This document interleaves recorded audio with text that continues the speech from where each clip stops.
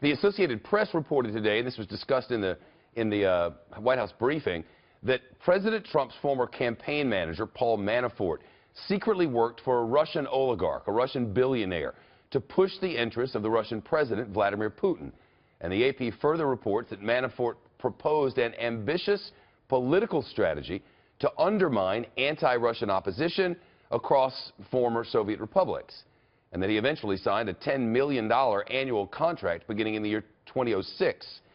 The reporter who worked on that story is Jeff Horwitz, and he's live with us outside the White House this afternoon. This was allegations that Paul Manafort had worked for Russian interests, but had said he did not, right? That's absolutely true. So Paul Manafort, who was Trump's campaign chairman for a crucial 5 months, including the Republican convention, has said that his work in Eastern Europe was limited to advising a Ukrainian political party. That was sort of his official line. The documents and sort of sources that we've been in touch with and we've reviewed in terms of the documents demonstrate that Manafort was in fact working throughout a number of years, starting in around 2004 and continuing probably till around 2009. He was working on behalf of Oleg Deripaska, who is extremely close to Vladimir Putin, traveled regularly with him on business or on international trips, and was sort of known as one of his key business lieutenants. The White House has tried desperately to distance itself from Paul Manafort. I think they said he worked for a limited time and in a limited capacity, which I think by any observation would be vastly understating his role.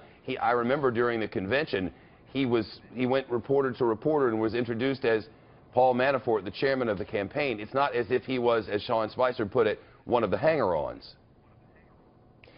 This is probably true. I don't think that Sean Spicer would want to dwell on whether or not Paul Manafort was, at least for a period of time, a key member of Trump's campaign.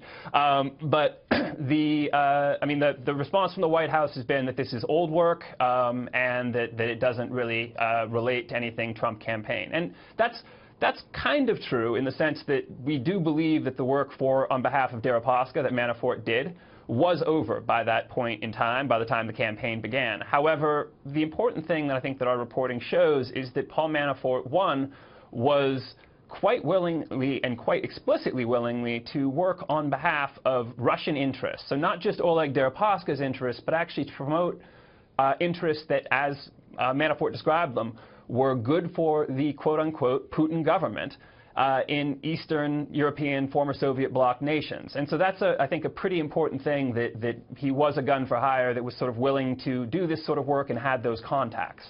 Jeff Horwitz, the reporter from the Associated Press out of the AP Bureau there in Washington. The report is up now at the Associated Press on its website and on foxnews.com. Jeff, it's good of you to be here. Thank you.